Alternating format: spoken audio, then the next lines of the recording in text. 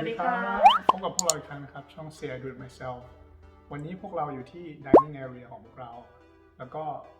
มีโปรเจกต์จะมาทำกันวันนี้ค่ะสำหรับโปรเจกต์วันนี้คือจะเห็นได้ว่าผนังด้านหลังของเราเนี่ยค่ะมันค่อนข้างเรียบมันเป็นแค่สีขาวเรียบธรรมดาเราก็เลยคิดกันว่าจะหาอะไรมาตกแต่งผนังนี้ให้มันดูโมเดิร์นมากยิ่งขึ้นนะคะเราวางแผนกันไว้ว่าเราจะใช้ตัว MDF board นะคะขนาดกว้าง 3.5 นิ้วหนา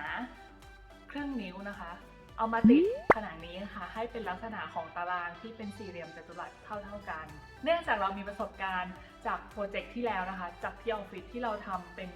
wall molding มาแล้วเราก็คิดว่าโปรเจกต์นี้คงไม่ยากเกินความสามารถของเราสองคนเอาเป็นว่าโปรเจกต์นี้จะหน้าตาออกมาเป็นยังไงเราไปติดตามชมกันเลยค่ะค่ะตอนนี้เราก็ทำการยกของต่างๆนะคะออกไปหมดแล้วแล้วทีนี้เราก็จะมาวัดขนาดเป๊ะๆอีกครั้งหนึ่งว่าตรงกรอบข้างบนล่างซ้ายขวาเนี่ยค่ะมันขนาดเท่าไหร่เพื่อเราจะไปตัดไม้กัน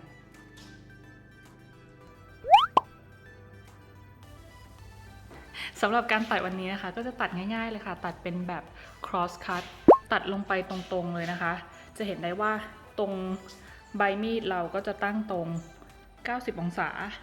สำหรับตรงส่วนฐานนะคะก็จะอยู่ที่0แล้วก็อย่าลืมนะคะเวลาใช้พวกเลื่อยไฟฟ้าอย่าลืมใส่แว่น protect ตาใส่ ear plug หรือว่าอาจจะเป็น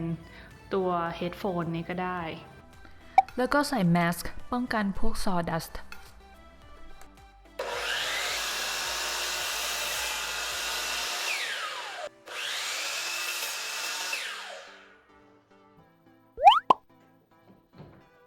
เวลาที่เราจะติดตัวโมลดิ้งเข้าไปที่ผนังเราจะทำการทากาวก่อนและหลังจากนั้นเราจะยิงด้วยเนลกัน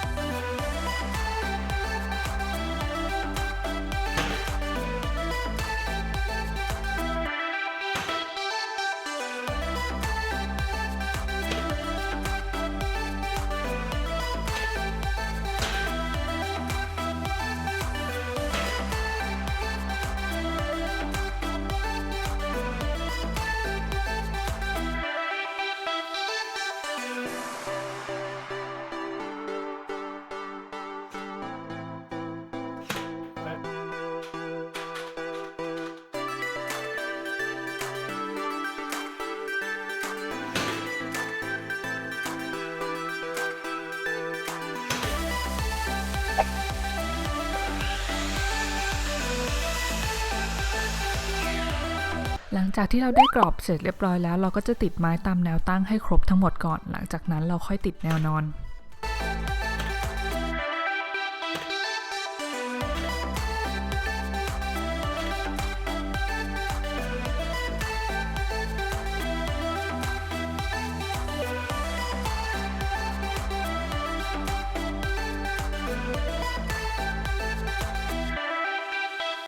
ตอนนี้เราก็ได้แล้วนะคะสำหรับแนวตั้งของเราขั้นตอนต่อไปนะคะเราก็จะตัดไม้ให้มันฟิลตรงช่องแต่ละช่องนะคะมันจะได้ออกมาเป็นลักษณะของตารางหลังจากที่เราวัดไม้แล้วที่เราจะตัดนะครับบางครั้งเราไม่ควรตัดก่อนทั้งหมดเพราะว่าไม้ที่ยาวๆเนี่ยมันอาจจะไม่ตรงเป๊ะเสมอไปหรือว่าตอนเราวัดมันอาจจะไม่ตรงเป๊ะเสมอไปดังนั้นเราทำไปตัดไปก็จะเซฟกว่า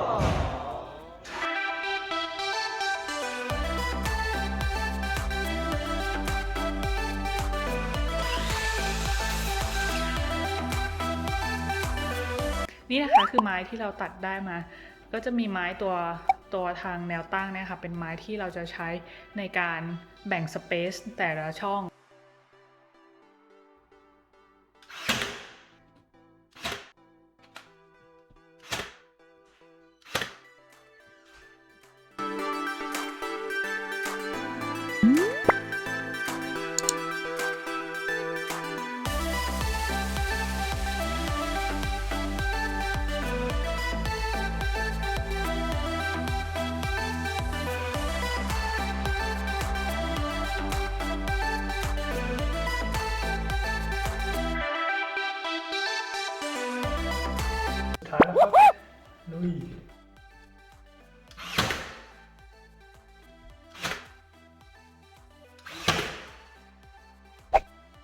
เหมือนเดิมนะคะก่อนทำสี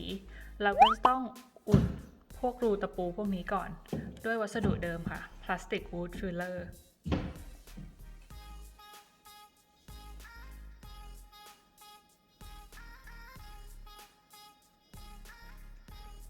ส่วนรูอันนี้นะคะเป็นรูที่เกิดจากการที่เราห้อยนาฬิกาเอาไว้เราก็จะทำการฟิลรูอันนี้ด้วยวัสดุนี้ค่ะ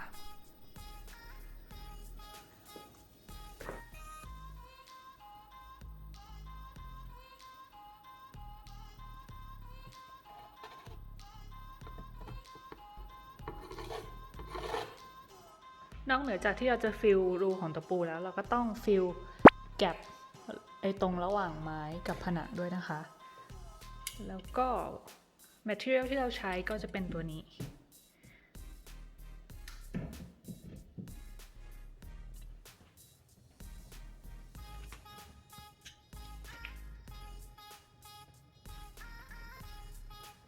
ขั้นตอนต่อไปค่ะเราก็จะทำการทาสีก็คือจะทาเป็นสีขาวที่เป็นขาวเดียวกับผนังเดิมเนี่ยค่ะเรามาเริ่มขั้นตอนการทาสีกันเลยนะคะตรงขอบๆนะคะเราก็จะทาด้วยแปรง